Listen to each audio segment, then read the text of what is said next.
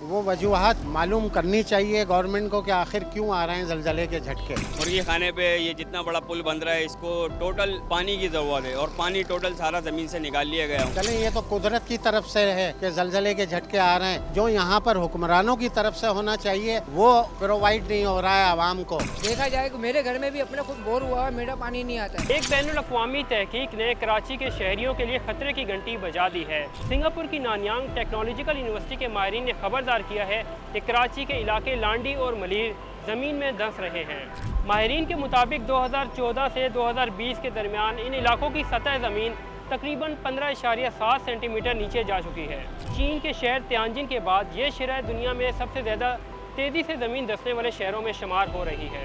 इस अमल की दो बड़ी वजूहात बताई जा रही हैं। पहली वजह ज़ेरे ज़मीन से पानी का हद से ज़्यादा निकाला जाना और दूसरी वजह मुसलसल बुलंद तरीन इमारतों की तामीर है।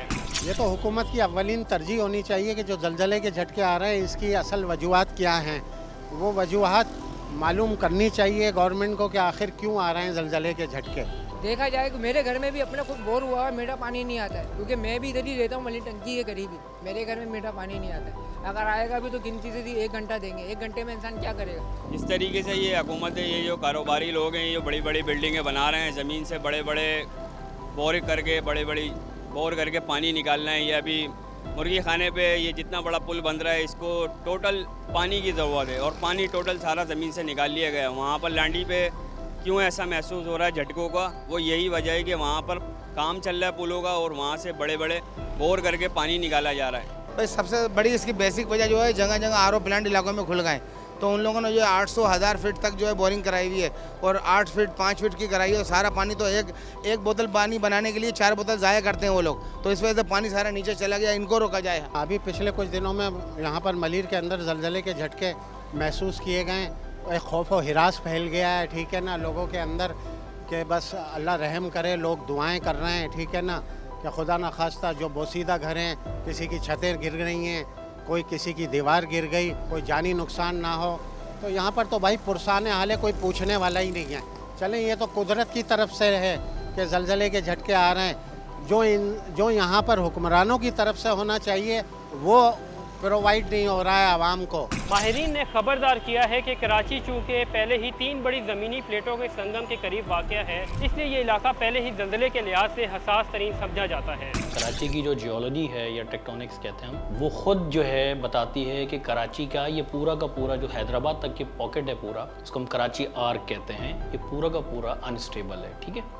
और इसकी अगर आपने मैनिफेस्टेशन देखनी है तो आप चले जाएं, आपका जो थाना बुल्ला खान का एरिया है या नूरियाबाद के इलाका है, वहाँ पर एक साइड के ऊपर जो है वो कंप्रेशन है और दूसरी तरफ के ऊपर वो एक्सटेंशन चल रही है, जिसकी वजह से बड़ी बड़ी दरारें रॉक्स के अंदर बाकायदा नज़र आती हैं। तो उसी को अगर आप साउथ में लेते हुए हैं तो कराची में ये हमारा जो सदर्न पार्ट है कराची का, जिसमें पूरा मली, लांडी, कोरंगी और डिफेंस वगैरह लगते हैं, ये उसी का पार्ट है। अच्छा, अब हो क्या रहा है कि ये जो नॉर्थवर्ड मूवमेंट है बिल्कुल ये हो रही है और उसके नतीजे में ये क्लॉकवाइज मूवमेंट जो होती है ना, यानी आपकी जो कराची की पूरी प्लेट है या इस पूरा सरफेस को आप समझें तो ये ईस्टवर्ड, नॉर्थ ईस्ट की तरफ ये मूव कर रही है। तो जब एक तरफ से कंप्रेशन या दबाव आता है तो दूसरी तरफ से एक्सटेंशन आती है नेचुरल फ्लो। ये मलीर का पॉकेट भी उसी स्ट्रेस जोन के अंदर आ रहा है और ये अभी की नहीं बल्कि 2013 में, 2023 में, 2021 में बहुत सारी इस पर रिसर्च हुई है। मोस्टली जो वो सेटेलाइट बेस्ड डेटा की बेस के ऊपर हुई हैं, जिसमें बाकायदा ये जो ख़ास पॉकेट्स हैं जिसमें आपका जैसे लांडी है, कोरंगी है, डिफेंस है, इवन नॉर्थ कराची, इसको स्पॉट किया गया एज अ सबसाइडिंग न्यूक्लियस। तो ये जो चीज़ें नेचुरली हो रही हैं। अच्छा, अब ये अगर नेचुरली हो रही हैं तो उसको ट्रिगर करने के जो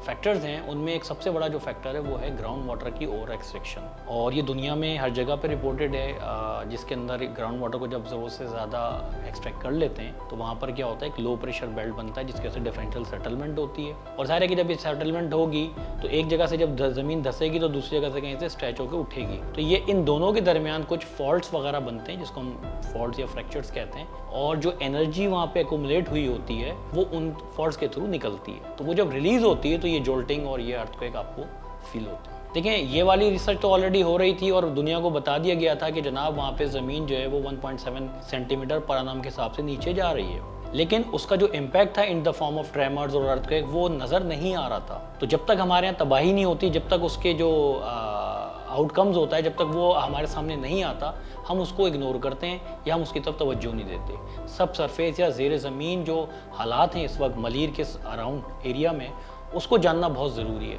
कंटिन्यूसली देखें, इक्के दुक्के या अगर आपके कम फ्रीक्वेंसी के अगर आते हैं तो एक नॉर्मल सी बात है, वो पूरी दुनिया में ही होता है। लेकिन इतने तवातुर के साथ लो मैग्नीट्यूड हाई फ्रीक्वेंसी के ये जो अर्थक्वेक से ट्रेमर्स आ रहे हैं, ये वाकई क्वेश्चनेबल हैं कि आखिर नीचे ऐसा कौन सा एनर्जी का पॉकेट है जो मुसलसल एनर्जी को डिसिपेट कर रहा है और मुसलसल वहाँ से एनर्जी रिलीज होने की वजह से ये आपकी अर्थक्वेक वहाँ पे मौजूद हो रही है, मतलब वाक़ई हो रही है। माहिरीन ने तजवीज़ दी है कि फ़ौरी इक़दाम किए जाएँ, समुंदर के पानी को साफ़ करके काबिल इस्तेमाल बनाया जाए और बुलंद इमारतों पर सख्त पाबंदियाँ लगाई जाएँ। अब फैसला हमारा है कि हम अपने शहर को बचाते हैं या इसे ज़मीन में धंसता हुआ देखते हैं।